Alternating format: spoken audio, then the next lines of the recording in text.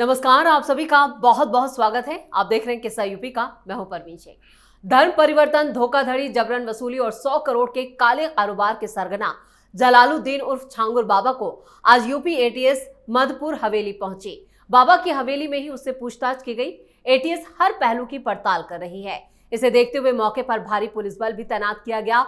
वहीं इलाके में सुरक्षा भी बढ़ा दी गई। पूछताछ में पता चला है कि छांगुर बाबा के निशाने पर हिंदुओं के 3 सबसे बड़े धर्मस्थल अयोध्या, काशी और मथुरा थे। वो यहाँ सबसे बड़े पैमाने पर धर्मांतरण करवा रहा था। इसके लिए उसने पूरे सिंडिकेट जो था उसे बना रखा था। 7 जुलाई को ही एटीएस ने छांगुर बाबा को गिरफ्तार किया था। गिरफ्तारी के बाद से ही योगी सरकार लगातार उस छांगुर बाबा की कोठी पर भी बुलडोजर चलवा रही है और एक्शन जारी है। 40 कमरे की इस कोठी को ढहाने के लिए 10 बुलडोजर का इस्तेमाल किया गया। छांगुर बाबा ने कोठी बनाते वक्त 2 बिस्वा सरकारी जमीन भी कब्जा कर रखी थी, जिसे अवैध घोषित करके ये बुलडोजर कार्रवाई की गई। मौलाना छांगुर ने एटीएस की पूछताछ में अब ऐसे राज खोले हैं जिससे हड़कंप मचा है। इसी पर चर्चा के लिए स्टूडियो मौजूद हैं कैपिटल टीवी के executive editor Rajeev Kumar. Sir, आपका बहुत बहुत स्वागत है। धन्यवाद। आज यूपी एटीएस छांगुर बाबा को उसकी कोठी पर लेकर गई है। इस कोठी से ऐसे क्या राज सामने आ सकते हैं जिसको लेकर हड़कंप मचा हुआ है? देखिए, कोठी ले गई है, अभी कई और जगह पर ले जाएगी, क्योंकि सीन को रिक्रिएट करना होता है, दिखाना होता है कि भाई वहाँ पर ये क्या क्या कर रहे थे, क्या कुछ बताएगा, क्या कोठी में कुछ और चीज़ें छिपी हुई है, क्या कोई और सुरंग बना के रखा हुआ है जहाँ कुछ दस्तावेज मिल जाए। ये तो एटीएस का काम है। लेकिन अब तक जितनी जानकारी मिल चुकी है, उन जानकारियों से तो यही लगता है कि इसका नेटवर्क कोई सामान्य नहीं था और ये पैदा भी अभी कुछ 2-4 साल पहले से नहीं हुआ था।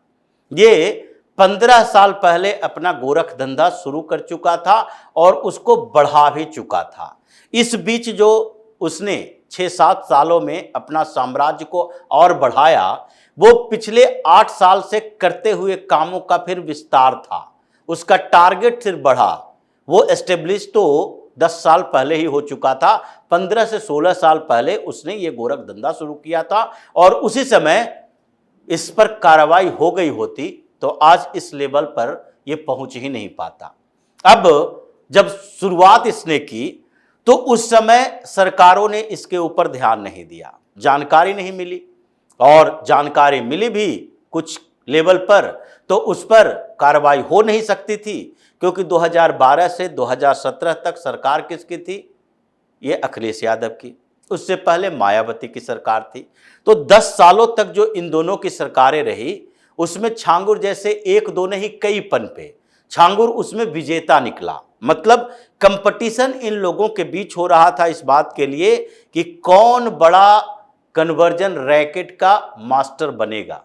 और इसलिए छांगुर जो कि पॉलिटिकल कनेक्टेड था और साथ ही इसने जो प्रपोजल दिए और जिन लोगों को कन्वर्ट करवाया, वो लोग इसके इस रैकेट में शामिल हुए, तो इसने उसका फायदा भी उठाया और फिर ये धीरे धीरे अपना नेटवर्क उत्तर प्रदेश से बढ़ाता हुआ महानगर यानी कि मुंबई तक पहुंचाया, फिर पुणे की तरफ गया और फिर वहां से दुबई तक गया और दुबई से इसने पूरे खाड़ी देशों में अपना नेटवर्क स्थापित किया, जहां से इसको फंड मिलना शुरू हुआ। अब इस फंड का इस्तेमाल 2 तरह से करता था। एक तो अपने फायदे के लिए, जो दिख ही रहा है, बड़ी कोठी, बड़ी इमारतें, बड़े फ्लैट्स, अलग अलग जगहों पर असेट्स बनाए, क्योंकि इसको जो पैसे देने वाले थे ये दोनों तरह से उसका इस्तेमाल करना चाह रहे थे। एक तो एक ऐसा नेटवर्क बने, ऐसा एस्टेब्लिश्ड बाबा का साम्राज्य खड़ा हो जिससे कि लोग अट्रैक्ट हों, क्योंकि इसने नाम बदला, जमालुद्दीन रखता तो अलग परसेप्शन क्रिएट होता, छांगुर रखा तो अलग परसेप्शन क्रिएट हो रहा है। जिस तरीके के लगातार होता है। अभी तक ये विवाद रहा कि शिरडी के साईं बाबा हिंदू थे या मुसलमान थे, ये लंबे समय तक विवाद चलता रहा। तो साईं बाबा हिंदू थे, मुसलमान थे, किसी को पता नहीं, लेकिन फिर भी हिंदू भी जाते थे, मुसलमान भी जाते थे। बाद में स्थितियां बदलती रही। उसी तरह ये छांगुर का था कि ऐसा एक साम्राज्य तैयार करो जिसमें हिंदुओं की पहुंच भी ज्यादा हो, और ये अगर बनेगा तो उसके बाद इसका केंद्र कहां कहां होगा। जैसे दूसरे कई हिंदू बाबा भी है, मुस्लिम भी बाबा है, और उन सब का अपना अपना जगह निर्धारित करता है कि कहाँ कहाँ आश्रम होगा। हिंदुओं में भी कई हैं ऐसे जिसके अपने आश्रम का विस्तार इतना बड़ा है कि वहाँ पर कई अच्छे बुरे काम होते रहे हैं, जिसकी जानकारी भी मिली। लेकिन इसका क्या था कि इसका वो शहर टारगेट किया गया जो भारत का सबसे बड़ा धार्मिक केंद्र हो हिंदुओं के लिए, और उन जगह पर छांगुर बाबा नाम से रखेंगे, अपना हुलिया वैसा बनाएंगे जैसे साईं बाबा का रहा था। तो उस समय आपके यहाँ हिंदू भी ज़्यादा आएंगे और फिर टारगेट किया जाएगा कि उसको कैसे मुसलमान बनाएं। तो अगर अयोध्या में छांगुर बाबा का, क्योंकि पैसे की कमी तो है नहीं, पैसे तो हजारों करोड़ रुपए आ रहे हैं, तो 100-150 करोड़ रुपए के मनी लॉन्ड्रिंग की जांच हो रही है उन खातों के आधार पर जो कि ट्रांजैक्शन में यूज किए गए जी। और ये सारे ऐसे नहीं है कि बैंकिंग ट्रांजैक्शन से ही पैसे आते हैं। ये सबसे बड़ा इसका पैसा कारोबार तो हवाला के जरिए होता है, और हवाला के जरिए जो पैसे आते थे उसका हिसाब किताब बैंकों में नहीं मिलेगा। ईडी केवल मनी ट्रेल की जांच कर रही है जो अकाउंट में आए, जो 40 अकाउंट की बात की जा रही है, जो विदेशों से 25-30 देशों में उस अकाउंट से पैसे जमा कराए जाते थे, तो उस मनी ट्रेल को पकड़ेगी। उसके बाद ये नेटवर्क जो भ्रष्ट होगा वो हवाला के कारोबार के बाद होगा, जैसे कि कई बार ऐसा हुआ है। कितने ऐसे छापे मारे हुए ईडी को भी पता चला कि हवाला के जरिए से पैसा जाता था। जैसे ये शराब घोटाला अरविंद केजरीवाल का था, उसमें भी गोवा में पैसे गए थे, बैंक अकाउंट से तो गए नहीं, वहां भी हवाला की पर्ची से पता चला कि कैसे हवाला नेटवर्क से वहां पैसा जाता था जो कैश में आता था। तो इसमें भी कैश में जो पैसा आता था उसका अभी पता नहीं चला कि कितना 100 करोड़ था, 500 करोड़, 1000 करोड़, कितना सैकड़ों करोड़ में पैसा आया। अब ये अयोध्या में कोई बड़ा आश्रम बनाता, जमीन अधिग्रहण होती, जमीन मिलता, फिर वहां पर ये लोग जाते, इसको प्रोपेगेंडा पैदा किया जाता। अभी तो ये शुरुआत हो रही थी, अभी तो कन्वर्जन रैकेट चल रहा था, और उसमें लोग जो आते थे उसमें अभी और पता चल रहा है कि कई अश्लील वीडियो भी बनाए जाते थे और उससे धमकी भी दी जाती थी। पैसे खर्च किए जाते थे किस मामलों में? 2 तरह से, एक पैसे प्रोपेगेंडा के लिए और दूसरा खर्च किया जाता था उन लोगों पर जो कन्वर्ट करवा रहा है, मतलब एक तो लव जिहाद के माध्यम से, और दूसरा टारगेट किया जाता था परिवारों के कि वो गरीब परिवार जो है, दलित है, तो ठीक है इन लोगों को कोई इकोनॉमिक हेल्प दो, जिसके बच्चे का एडमिशन करवा दो, बाबा की तरफ से खर्च करवा दो, उसके लिए कुछ पैसे की व्यवस्था कर दो, खाने पीने, रहने सहने, जमीन खरीदवा दो, और उसके बाद उसको कहो कि देखो भाई अब तुम्हें इस्लाम कबूल करना पड़ेगा ताकि तुम्हें और फायदा मिले। जैसे क्रिश्चियन मिशनरी करता है, पैसे देता है, स्कूल में एडमिशन करवाता है, अमेरिका यूरोप भेजने का झांसा देता है और उसके बाद उसको कन्वर्ट करवाता है इन झांसों के साथ। तो ये जो कन्वर्जन चल रहा था, तो अयोध्या हो, काशी हो, मथुरा हो,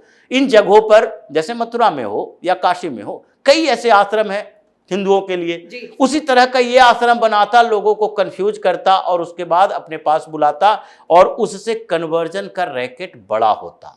क्योंकि ऐसे 2-2, 4-4, 10-10 लोगों को कन्वर्ट करवा के आप बड़े पैमाने पर कन्वर्जन नहीं करवा सकते। उसके लिए आपको एक एस्टेब्लिश संस्थान चाहिए, जो आश्रम ये बनाने की कोशिश कर रहा था कि हजारों फॉलोअर, लाखों फॉलोअर, और हजारों लाखों में से एक ही बार 10, 20, 50 हजार अगर कन्वर्जन हो जाए तो उस समय क्या करोगे? सरकार भी मजबूर, कानून का शिकंजा कसेगा, हंगामा होगा, और हंगामा होगा कि 50,000 कन्वर्जन, तो पूरी दुनिया में इस बात के लिए प्रोपेगेंडा पैदा किया जाएगा कि भारत जैसे देश में एक ही साथ 50,000 लोगों ने कन्वर्जन किया।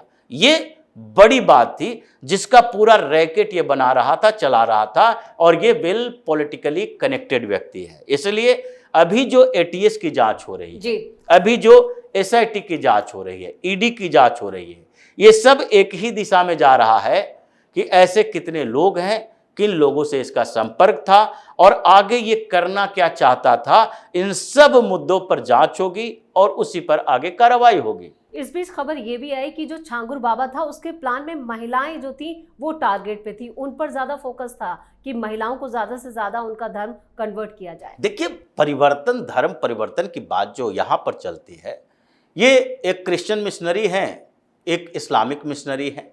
तो क्रिश्चियन मिशनरी के पास फायदा ये होता है कि ये कन्वर्ट करने के लिए प्रलोभन देने के साथ साथ आपको भविष्य का शब्द बाग दिखाएंगे, ये बताएंगे कि देखो हम आपको यूरोप भेजेंगे, अमेरिका भेजेंगे, वहां के चर्च में भेजेंगे, वहां के यूनिवर्सिटी में पढ़ाएंगे। तो वो प्रलोभन देकर वो लोगों को कन्वर्ट करवा सकते हैं, क्योंकि लोगों के दिमाग में यूरोप अमेरिका बसता है। लेकिन इस्लामिक कन्वर्जन में ये बड़ी मुश्किल होती है, क्योंकि ना तो इस्लामिक सोसाइटी हिंदू सोसाइटी से बहुत बेहतर है, महिलाओं को पुरुषों को वहां फैसिलिटी बहुत ज़्यादा है, या फिर इस्लामिक कंट्रीज में इतने आज़ादी हैं। ये कोई नहीं कह सकता चलो भाई तुमको जाके सऊदी अरब में शिक्षा दिलवाएंगे, क्या पढ़वाओगे वहां, कौन सी यूनिवर्सिटी में दिलवाओगे, कौन सी जगह पर करवाओगे। नौकरी देने का प्रलोभन दे सकते, नौकरी कितनी बड़ी बात नहीं होती है, नौकरी तो मिल ही जाएगी, सऊदी अरब भी जाना चाहे तो या आना चाहे तो भी। लेकिन आप कहोगे कि चलो यूएई में, दुबई में, वहां भिजवा देंगे। ये लोगों के पास अब सोशल मीडिया है, जानकारी है इस बात की कि वहां की जिंदगी और जहन्नुम की तरह है, थोड़े से इधर से उधर हो गया फांसी मिल जाती है, मोनार्की है, लोकतंत्र नहीं है, तो आप दिलवाओगे क्या। तो आपको सॉफ्ट टारगेट ढूंढना पड़ता है, जिसके लिए लव जिहाद का परसेप्शन इन लोगों ने तैयार किया। और इसके लिए महिलाएं, लड़कियां, तो कुछ समझ में नहीं आएगा। एक लड़का जो अपने आप को हिंदू कहता है या फिर अपने हिंदू नाम भी रख लिया है, पैसे खर्च करेगा, मिलेगा जुलेगा, अफेयर करेगा, उसके बाद आपको कन्वर्ट करवा लेगा। बाद में पता चलेगा कि वो मुसलमान है, फिर भी आप कुछ नहीं कर सकते, वापसी की बड़ी कम संभावनाएं होती है। तो इसलिए टारगेट किया जा रहा था, महिलाओं को ज़्यादा टारगेट किया जा रहा था। और दूसरी बात ये भी है कि महिलाएं आई गई, उसके साथ क्या किया गया, उसके वीडियो बनाए गए, धमकी भी दी गई, फिर भी कन्वर्ट हो सकता है, क्योंकि भारत की सोसाइटी है और भारत की सोसाइटी में महिलाओं की प्रतिष्ठा, इज्जत दूसरे लेवल की होती है। वो जानते हैं कि अगर एक बार हमारी इज्जत प्रतिष्ठा चली गई तो फिर समाज में एडजस्ट करना मुश्किल होगा, इसलिए महिलाओं को टारगेट ज़्यादा किया जाता रहा। और इस्लामिक जो कन्वर्जन है उसमें इस बात को ध्यान रखा जाता है, इसलिए लव जिहाद की बात चली। लेकिन कुछ लोग नकार रहे हैं कि नहीं नहीं लव जिहाद नहीं होता। अब तो लव जिहाद के उदाहरण दिख रहे हैं कि करोड़ों अरबों रुपए खर्च किए जा रहे हैं उसके ऊपर। तो ये पूरी की पूरी प्रक्रिया जो थी, इसकी जो मोडस ऑपरेंडी रहा है, काम करने का तरीका रहा है, वो इसी आधार पर रहा है कि कैसे करके भी भारत में और खासकर उत्तर प्रदेश में, जो रिलीजियस कैपिटल कहा जा सकता है आध्यात्मिक तरीके से, अयोध्या भी यहीं, काशी भी यहीं, मथुरा भी यहीं, तो ऐसे जगह पर तोड़ फोड़ मचा दे, डेमोग्राफी बदल दें, कुछ जगहों पर मुस्लिम मुस्लिम ही दिखाई पड़े और हिंदुओं में सेंधमारी करें, तो इससे आगे के लिए हमें आसान हो जाएगा पॉलिटिकली कंट्रोल करना। डेमोग्राफी बदलने से योगी जैसा फिर कोई मुख्यमंत्री नहीं आएगा, अखिलेश आएंगे, माया आएगी। तो ऐसे में ये पूरा रैकेट जो है एक एजेंडा के तहत चलाया जा रहा था, जो धीरे धीरे खुलकर सामने आ रहा है और आगे भी आता रहेगा। चलिए, इस तमाम जानकारी के लिए और सटीक विश्लेषण के लिए आपका बहुत बहुत धन्यवाद। धन्यवाद। अब इस मामले में उत्तर प्रदेश की एंटी टेररिस्ट स्क्वाड, ईडी और राष्ट्रीय जांच एजेंसी ज्वाइंट रूप से जांच कर रही है। छांगुर बाबा और उसके सहयोगियों से पूछताछ में कई चौंकाने वाले खुलासे भी हुए हैं। पुलिस के मुताबिक इस रैकेट का जो नेटवर्क है वो न सिर्फ यूपी तक सीमित था, बल्कि पड़ोसी राज्यों और विदेशी कनेक्शनों तक फैला हुआ था, जिसके बाद कई राजनेता अब शक के घेरे में आ चुके हैं। इस खास शो में इतना ही। वीडियो कैसा लगा कमेंट करके अपनी राय जरूर दें। वीडियो को लाइक करें, शेयर करें और कैपिटल टीवी को सब्सक्राइब जरूर करें। धन्यवाद।